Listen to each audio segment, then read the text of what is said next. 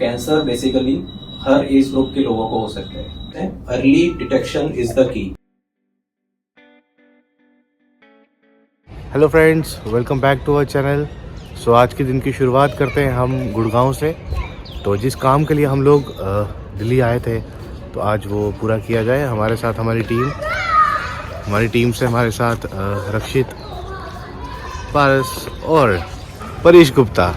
तो आज के दिन की शुरुआत करते हैं और चलते हैं जो मीटिंग्स हम लोग करने दिल्ली आए थे।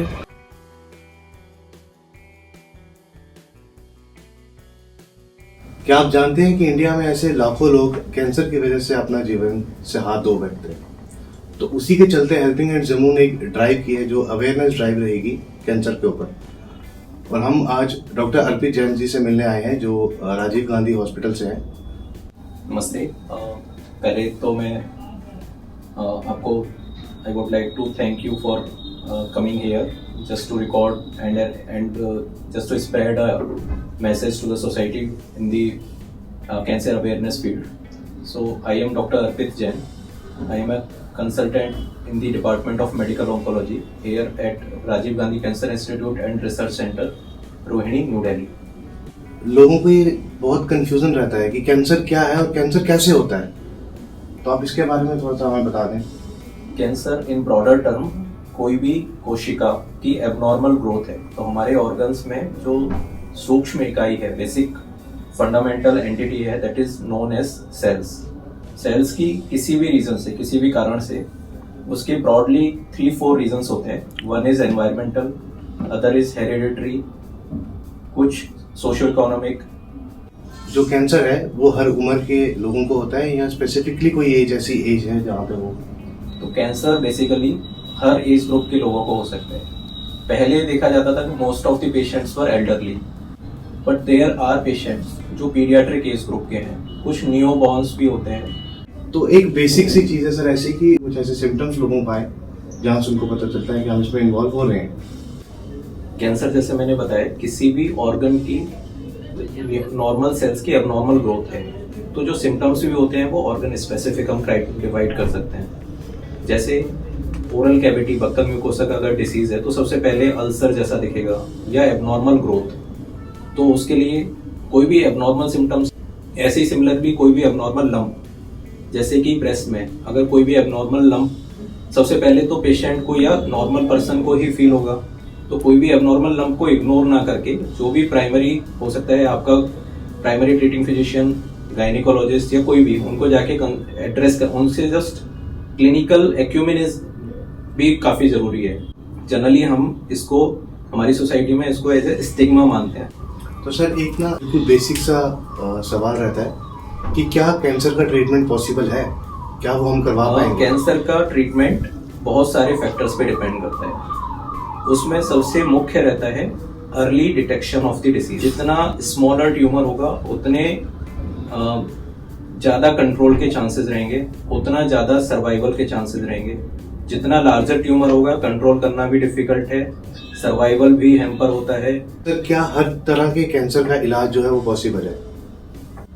एक कैंसर के ट्रीटमेंट के एस्पेक्ट्स डिफरेंट रहते हैं। वो डिपेंड करता है कैंसर की प्रेजेंटेशन ऑफ, मतलब स्टेज एट प्रेजेंटेशन पे डिपेंड करता है। अर्ली कैंसर है उसमें हमारा क्योर की तरफ हम जाते हैं, क्यूरेटिव इंटेंट से ट्रीट करते हैं। कैंसर का प्रेजेंटेशन थोड़ा डिलेड है, लेट है, उसके लिमिटेशंस होती हैं ट्रीटमेंट में, जैसे कि कंट्रोल करना डिफिकल्ट है। डिपेंड्स अपॉन पहला कैंसर का सब टाइप्स, दूसरा कैंसर की स्टेज।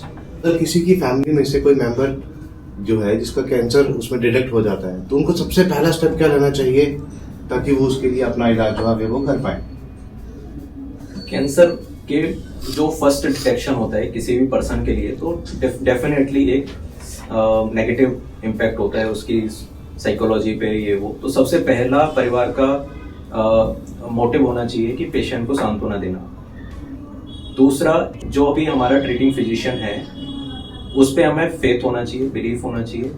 तीसरा, जो भी हम ट्रीटमेंट ले रहे हैं वो एविडेंस बेस्ड होना चाहिए। तो सबसे जरूरी है एजुकेटेड डिसीजन लेना, पेशेंट को मोटिवेशन देना, पेशेंट का जो भी नीड है कि कोई हो सकता है सोशल नीड हो, कोई फाइनेंशियल नीड हो, उसमें एटलीस्ट खड़े रहना, सपोर्ट करना। क्या कैंसर एक इन्फेक्शियस डिसीज है? डेफिनेटली कैंसर बहुत सारे इन्फेक्शियस एजेंट्स हैं, जैसे कि viral hepatitis will lead to a certain type of malignancies including hepatocellular carcinoma.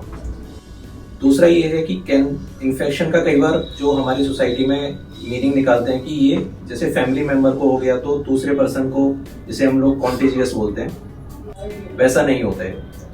तो कैंसर डेफिनेटली जो कारण है, कोई इन्फेक्शन डिसीज के कांटेक्ट में आएंगे जैसे हेपेटाइटिस, तो उसके लिए भी गाइडलाइंस हैं कि स्क्रीनिंग होना चाहिए, वैक्सीनेशन होना चाहिए अदर पर्सन्स के लिए फैमिली में।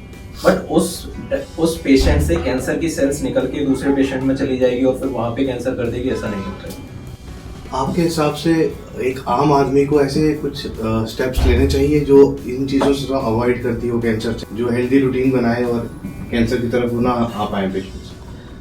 तो डेफिनेटली हमें अपनी लाइफस्टाइल, जो बेसिक लाइफस्टाइल्स हैं वो प्रॉपर रखनी चाहिए। बाकी सब सोसाइटी में कैंसर के इंसिडेंसेस आर रेजिंग। कैंसर का ट्रीटमेंट जैसे कि अर्ली स्टेज में डिटेक्शन है वो की है। कुछ कैंसर्स हैं जिसमें कि डायरेक्ट एसोसिएशन है टोबैको, अल्कोहल, स्मोकिंग, उनसे अवॉइड करना चाहिए। तीसरा, कुछ कैंसर्स ऐसे हैं जिसमें कि वैक्सीनेशन काफी हद तक कारगर है, जैसे कि सर्वाइकल कैंसर की वैक्सीनेशन आजकल हैं, वो एक पर्टिकुलर एज ग्रुप में डेफिनेटली कराना चाहिए। हेपेटाइटिस बी की वैक्सीनेशन हैं जिससे कि आगे जाके लॉन्ग टर्म में हेपेटोसेलुलर कार्सिनोमा होने का रिस्क होता है, वो वैक्सीनेशन भी कराना चाहिए। तो एक तो जागरूक रहना चाहिए, टाइमली एक्ट करना चाहिए, और तीसरा एविडेंस बेस्ड मेडिसिन को ही प्रेफर करना चाहिए। अननेसेसरी किसी अदर ट्रेडिशनल मेडिसिन जिसके बेसिक में कुछ हमारे पास इंफॉर्मेशन नहीं है, कोई एविडेंसेस नहीं है, उसमें जाके अननेसेसरी जो डिसीज ट्रीट होने वाला है उसको इनक्योर करके कुछ नहीं होता है। टाइम लॉस होता है, पेशेंट का भी लॉस होता है और रिसोर्सेज भी लॉस होता है।